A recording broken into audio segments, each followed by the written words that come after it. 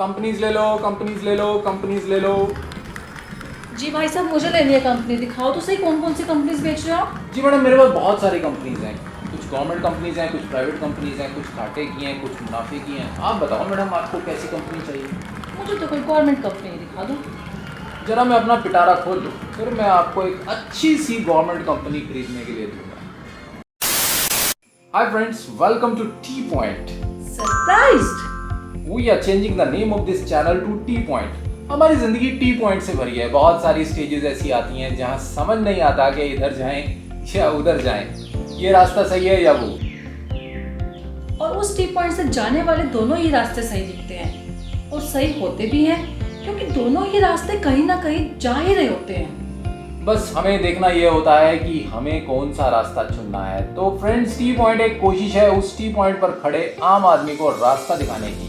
और ऐसा भी नहीं है कि ये कोशिश नहीं है। हमने अभी तक की अपनी सभी वीडियोस में कोशिश की है कि किसी भी सिचुएशंस के दोनों साइड्स को दिखाया है और फिर सही रास्ता भी दिखाया है। तो बस नया है तो नाम टी पॉइंट। वीडियो शुरू करने से पहले चैनल को सब्सक्राइब जरूर कर लेना। हमारा मिशन है आपको किसी भी पहलू के दोनों पक्षों की सही जानकारी देना। तो फ्रेंड्स, बने रहिए, लेट्स बिगिन। जी हाँ, यहाँ भी एक टी पॉइंट है। कंपनीज के प्राइवेटाइजेशन वाला रास्ता सही है या गवर्नमेंट को खुद से इन कंपनीज को ऑपरेट करना चाहिए? तो आओ समझते हैं कि ये प्राइवेटाइजेशन या डिसइन्वेस्टमेंट होता क्या है। अभी हाल ही में बैंक एम्प्लॉइज ने स्ट्राइक करके प्राइवेटाइजेशन के खिलाफ अपना गुस्सा जाहिर किया। 2 दिन बैंक क्लोज रहे, आम आदमी को बहुत परेशानी हुई। इसे समझने के लिए सबसे पहले हम कंपनी के ढांचे को समझते हैं। एक कंपनी की ओनरशिप तय होती है उसके शेयर से।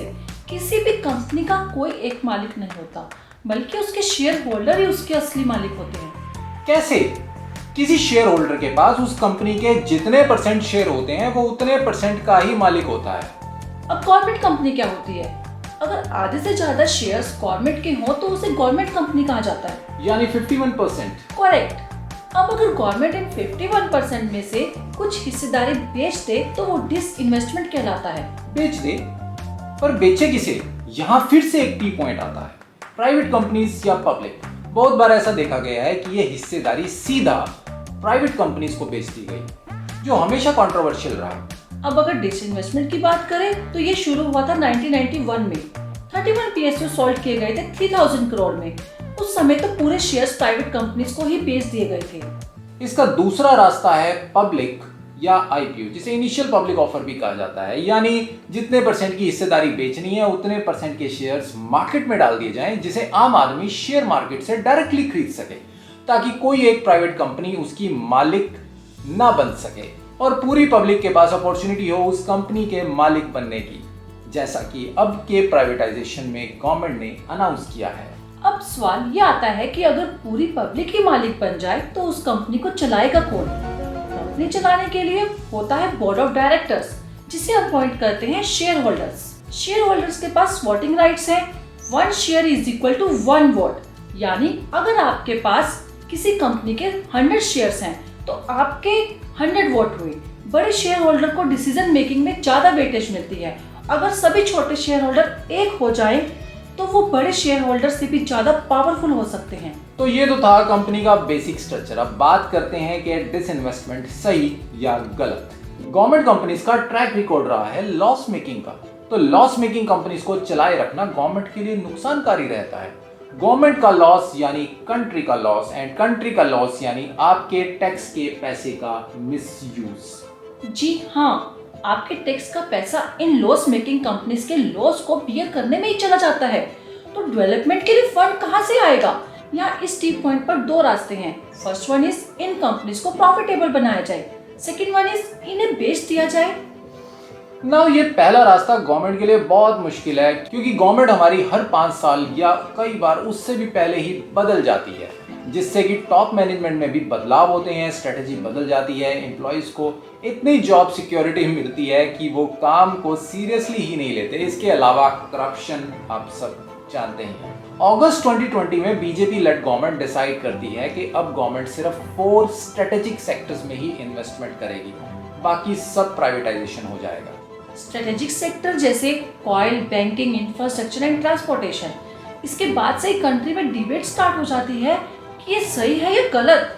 कुछ का कहना है कि ये बेस्ट डिसीजन है और कुछ मानते हैं कि प्राइवेटाइजेशन आम आदमी के लिए बहुत बुरा है। तो क्यों ना गवर्नमेंट को बस देश चलाने की जिम्मेदारी दे दी जाए और बिजनेस उन लोगों को दे दिया जाए जो बिजनेस चलाना जानते हैं। अब आपके मन में आएगा कि कांग्रेस गवर्नमेंट में जब लालू प्रसाद यादव रेलवे को प्रॉफिट बना सकते थे तो बाकी के लीडर्स क्यों नहीं? लालू प्रसाद यादव का रेलवे मिनिस्टर होना बहुत ही कंट्रोवर्शियल रहा है। उन्होंने बहुत सारे बोल्ड स्टेप लिए थे बट फिर भी प्रॉफिट नहीं बनाया था जैसे उन्होंने क्लेम किया था। तो आखिर क्या किया था उन्होंने जिस पर पूरी दुनिया की नजरें टिकी थी? इस पर बाद में बात करेंगे फिर किसी और वीडियो में। बहुत से लोग तर्क देते हैं कि राष्ट्रीय संपत्ति को बेचने का मतलब है देश को बेचना। क्या आप सहमत हैं इस बात से? मेरे विचार में देश तब बिकता है जब नेता लोग अपने फायदे के लिए कंट्री के रिसोर्सेज को बेच देते हैं, रिश्वत लेते हैं, घूसखोरी करते हैं, करप्शन करते हैं। बट यहाँ सिर्फ कुछ कंपनीज की शेयर होल्डिंग्स को बेचा जा रहा है और फंड्स गवर्नमेंट के अकाउंट में आ रहे हैं। वैसे तो अगर लॉस मेकिंग एंटरप्राइजेस को छोड़ दें तो गवर्नमेंट के बहुत सारे पीएसयूज प्रॉफिट लाकर देते हैं, तो गवर्नमेंट को इनसे कोई प्रॉब्लम नहीं होनी चाहिए। गवर्नमेंट का काम है कंट्री रन करना, ना कि बिजनेस करना या मैन्युफैक्चरिंग करना, बल्कि गवर्नमेंट का काम है मैन्युफैक्चरर को सपोर्ट देना, उनसे टैक्स जनरेट करना और टैक्स जनरेट करके रिवेन्यू अर्न करना। बिल्कुल सही। अगर गवर्नमेंट बिजनेस करती है तो वो कंट्री में चल रहे बिजनेसमैन को अनफेयर कंपटीशन देती है, उन्हीं बिजनेस को जिनसे गवर्नमेंट टैक्स लेती है, यानी जिस थाली में खाया उसी में छेद किया। आसान भाषा में समझाते हैं, आपने अपनी शॉप किसी जूस वाले को रेंट पर दी और रेंट में आपने उससे 10% की शेयर की डिमांड की। बाद में उसकी दुकान अच्छी चली, देखकर आपने उसके बगल में ही अपनी जूस की दुकान खोल ली। आपकी अपनी प्रॉपर्टी है तो आपका रिस्क कम है। आपने 10% शेयर इन प्रॉफिट भी ले लिया और साथ में अपनी शॉप भी ओपन कर ली। आप इसे कैसे देखते हैं, हमें कमेंट बॉक्स में जरूर बताएं। यानी जिस सेक्टर में गवर्नमेंट बिजनेस कर रही है वहां के प्राइवेट सेक्टर्स पर दोहरी मार पड़ती है। पहला टैक्सेशन, दूसरा अनफेयर कंपटीशन। अनफेयर इसलिए क्योंकि पीएसयूज के पास इनफाइनाइट कैपिटल होती है, यस इनफाइनाइट, जबकि प्राइवेट सेक्टर फाइनाइट रिसोर्सेज के साथ बिजनेस में उतरता है। दूसरा, पीएसयूज को इम्प्लिसिट गवर्नमेंट गारंटी भी मिलती है। देश की सभी एयरलाइंस को एयर इंडिया से कंपटीशन मिलता है जिसका एक्यूमुलेटेड लॉस 70,000 करोड़ का है। वहीं जेट एयरवेज जैसी अच्छी एयरलाइंस को 25,000 करोड़ के लॉस से भी बिजनेस बंद करना पड़ा। वैसे भी जो पीएसयूज हम आज देखते हैं उनमें बहुत से पीएसयूज गवर्नमेंट ने स्टार्ट नहीं किए थे, जबकि बाद में गवर्नमेंट ने उन्हें टेक ओवर किया। अगर हम नजर डालें गवर्नमेंट के बिजनेसेस पर तो आज की डेट में गवर्नमेंट जहां एक तरफ ट्रैवल एजेंसीज चला रही है बालमेर लॉरी के नाम से, होटल बिजनेस में है आईटीडीसी के नाम से, वहीं दूसरी तरफ फ्लोर क्लीनर्स भी बना रही है Bengal Chemicals and Pharmaceuticals company के अंडर। एलआईसी और किसी प्राइवेट बैंक के इंश्योरेंस में चूज करना हो तो किसे इंपॉर्टेंस देते हो? क्या प्राइवेट कंपनी या उसके एम्प्लॉयज कम मेहनत करते हैं? लोग कहते हैं कि बीएसएनएल गवर्नमेंट ढंग से चलाती तो कोई और कंपनी टक्कर में ना रहती। बिल्कुल सही। अगर कोई टक्कर में ना रहती तो उसके भी तो नुकसान है। ये सोच बिल्कुल गलत है। प्राइवेट सेक्टर ज्यादा जॉब्स क्रिएट करते हैं, वो भी कम रिसोर्सेज में, कम कैपिटल में और टैक्स में ज्यादा कंट्रीब्यूट करते हैं। गवर्नमेंट की प्रेजेंस के कारण अगर प्राइवेट सेक्टर को बोरी बिस्तर समेटना पड़े तो वो भी देश के लिए गलत है। बिजनेस है तो रोजगार है, फेयर कंपटीशन है तो सर्विस है, प्राइस कंट्रोल है। पीएसयूज के केस में गवर्नमेंट प्लेयर भी होती है और रेगुलेटर भी। यानी ग्राउंड में क्रिकेट आप खेलेंगे तो आप ही रूल बनाएंगे। बचपन में घर पर क्रिकेट खेलते हुए खुद के बनाए हुए रूल तो याद होंगे। छत पर गई तो out, one tip catch out. Similarly 2008 में सिर्फ पीएसयू ऑयल कंपनीज को सब्सिडी मिलती थी, जिसके चक्कर में रिलायंस को अपने पेट्रोल पंप्स बंद करने पड़े थे। नो डाउट प्राइवेटाइजेशन से गवर्नमेंट को इंस्टेंट रिवेन्यू मिलता है और ये रिसोर्सेज को फ्रीडम देता है बेटर परफॉर्म करने के लिए। जो कि अनप्रोडक्टिव थे उन्हें प्रोडक्टिव होने के लिए। प्लस ये पैसा हेल्प करता है कंट्री की बड़ी डेवलपमेंटल एंड इंफ्रास्ट्रक्चरल प्रोजेक्ट्स को पूरा करने में। मोदी गवर्नमेंट को फोकस नहीं करना चाहिए डिसइन्वेस्टमेंट से होने वाले इंस्टेंट बेनिफिट्स पर, बट उन फायदों पर जो होंगे better use of land, labour और कैपिटल से, और फिर जो इकोनॉमी को बूस्ट मिलेगा वो देखने लायक होगा। प्राइवेटाइजेशन अगर फेयर हो तो एम्प्लॉयज की प्रोडक्टिविटी एंड एफिशिएंसी बढ़ेगी, कस्टमर्स को बेटर सर्विस मिलेगी, wastage under utilisation of resources पर कंट्रोल होगा, नॉन परफॉर्मिंग एम्प्लॉयज पर कमर कसेगी। बट गवर्नमेंट को भी इंश्योर करना चाहिए कि उन सेक्टर्स का प्राइवेटाइजेशन ना हो जो कि पब्लिक के डायरेक्ट बेनिफिट से जुड़े हैं।